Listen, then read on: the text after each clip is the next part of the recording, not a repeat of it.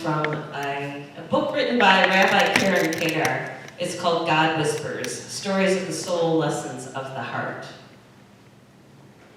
Jewish mystics say the world is broken, shattered from the very beginning of creation itself. God's light is scattered and pieces of it can be found everywhere. Our task is to put it back together again, shard by shard, spark by spark. This is called Tikkun Olam, fixing the world. And we can do it by following commandments, those godly imperatives like giving, compassion, justice, acts of loving kindness. They are the law of life.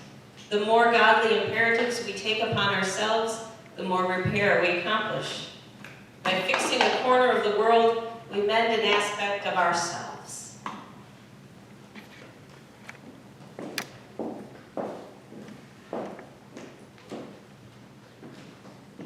Reading from the book of Romans, chapter 12. Your love must be sincere. Hate what is evil and cling to what is good. Love one another with the affection of sisters and brothers. Try to outdo one another in showing respect. Don't grow slack, but be fervent in spirit. The one you serve is Christ. Rejoice in hope, be patient under trial, persevere in prayer. Look on the needs of God's holy people as your own. Be generous in offering hospitality. Bless your persecutors. Bless and don't curse them. Rejoice with those who rejoice. Weep with those who weep. Have the same attitude toward everyone. Don't be condescending to those who aren't as well off as you. Don't be conceited. Don't repay evil with evil. Be concerned with the highest ideal in the eyes of all people. Do all you can do to be at peace with everyone.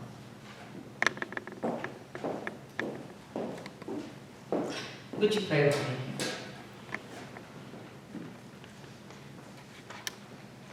Holy One, it's a big thing to try and heal the world. Help us to know what little things we can do to make that happen. Be with us, strengthening us, guiding us, holding us close, that we might be gifts to the world and to one another. And may the words of my mouth and the meditations of each of our hearts be filled with your wisdom and your insight. Amen. So we're on the last week of a three-part series on healing. The first week we talked about the healing that can happen in the midst of the dark night of the soul. Those times where we feel empty and lost and bereft of the presence of God. Last week, we talked about working through our own pain and our own struggles and our own suffering so that we might be able to be wounded healers for others, that out of our own experience, the compassion that's developed through that experience, we can help others to heal and to become whole. And today we talk about healing the world, which because it's a huge thing to even think about. Feels overwhelming. Jewish mystics say that it's our job. It's an imperative. It's a must. We are called to fix the world. It's our purpose for being.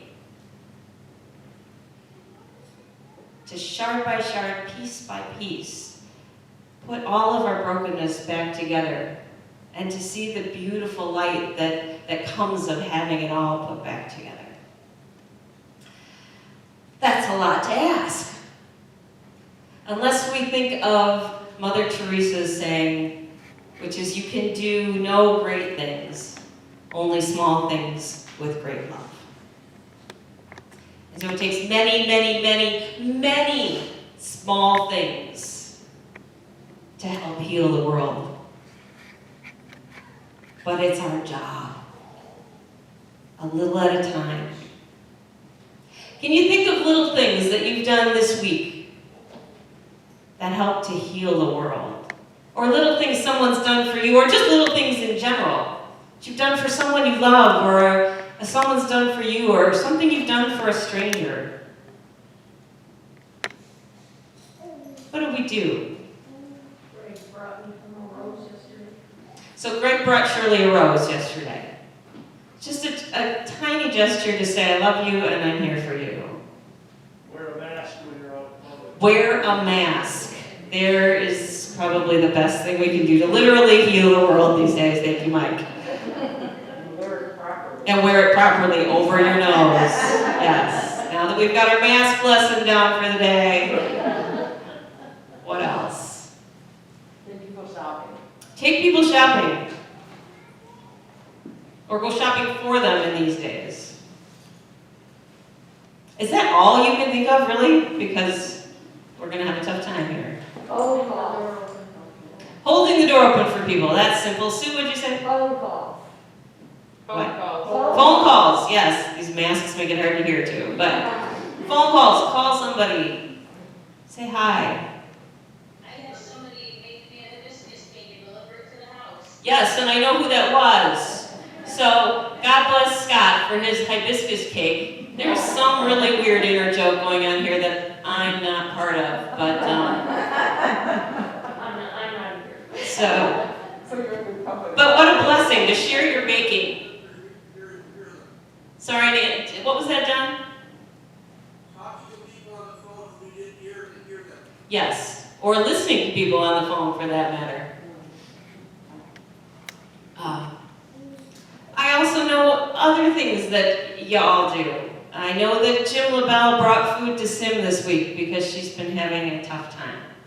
I know that Barb Ham has brought Julie and I some amaryllis bulbs so we can watch them grow for the next month or so. Sandy brought me a teapot, left it on my back deck so I can have my little Christmas tea in my little reindeer teapot. Little things that make us smile, that mean so much. All the cards that everybody sent to Jan, they're all sitting in a basket on her hearth, and her husband thinks of how much she was loved by everyone.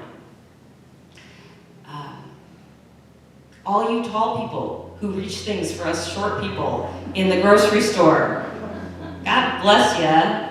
Just saying thank you is a huge thing. How about the earth? How do we help heal the earth? Plant a tree. Plant a tree. Recycle. Julie and I took a whole bunch of electronics over to the electronic recycling place in Sturdivant. Give your clothes away to a Goodwill or whoever that takes them. And in our purchases, buy what we need, not what we don't need. And if you're going to purchase Christmas gifts, maybe go to a small business downtown that's struggling. Or do fair trade or a third world country. There's so many little ways that we can help other people who are struggling. The small things. It's all in the small things. Paul, in his letter to the Romans, gives us a whole other list of small things we can do. It looks like a list for how the community to behave, but we can look at it also as a way to help heal our world. I don't know if you remember anything that Marilyn said, but he said, love sincerely, be respectful, don't be condescending or conceited. He said, weep with those who weep and rejoice with those who rejoice. In other words, be compassionate. Be hospitable. Spit that out. Show hospitality. There we go. Help others, in other words. Bless your enemies. Don't repay evil for evil. All of these things, they're not, all put together, they're big, but they're each small individual acts. So there's a story a long time ago, about a woman named Kwan. And Kwan was walking through a valley. And in the middle of the valley, there was a village. And as she began to walk through the village, she realized that it had been violently destroyed, desecrated, that some marauding tribe must have gone through and just killed every man, woman, and child in the village, leaving them where they lay. And as she walked through, her heart just began to break open for these people, for the violence. And there was, that kind of eerie silence over the village. And suddenly, she heard just a horrible scream coming from somewhere. And when she tracked it down, she finally had to pull a dead man's body away, and underneath was a woman who was barely breathing, holding on to a little boy who had received a head wound and was unconscious but was bleeding. And this woman was crying not only for her own pain and her own suffering, but for her powerlessness over being able to save her child. And Kwan could tell that this woman wanted her to take the boy, and she was kind of like, not really prepared for this. But the woman grasped hold of her hand and looked at her with pleading eyes, and then she died. Kwan gathered up the little boy in her arms, and even though he was unconscious, she covered his eyes as she walked out of the rest of the village and started to walk out of this valley. It took her all day, but she finally got out of the valley. She got up a little ways and found a cave and just sat down with the boy in her arms and fell asleep, exhausted. When she woke up, the boy had died in her arms. And she sat there and she held him for the longest time. And then she opened his little eyes because she wanted to see what might be left within him. And as she looked into his eyes, she started to feel all of the cries of the world. All of the brokenness and the pain, and it came in this great cry that just about overwhelmed her so she could hardly breathe. And without her knowing it, somehow as she held and rocked this child, afraid that if she'd stop rocking that the world would end, she felt these cries. Suddenly she was somehow, without realizing it, she was holding every soul who had ever suffered throughout eternity, past, present, and future. And as she held the sickly and the weak and the dying and the betrayed and the thousands of people who mourned the loss of their loved ones, those who had been murdered, her heart opened like a lotus flower. And somehow, all of those people's suffering, though she couldn't name one specifically, all of it somehow made her stronger. And then she fell asleep again. And as she slept, she became a source for healing. So that when she woke up and she went back out into the world for the rest of her days, she walked the world not only hearing the cries of those who were suffering, but touching the wounded and holding the dying and caring for all of those who suffered. Her name, Kwan, means cries of the world. In our day, violence has become so normalized, and individualization means your suffering is not my suffering, right?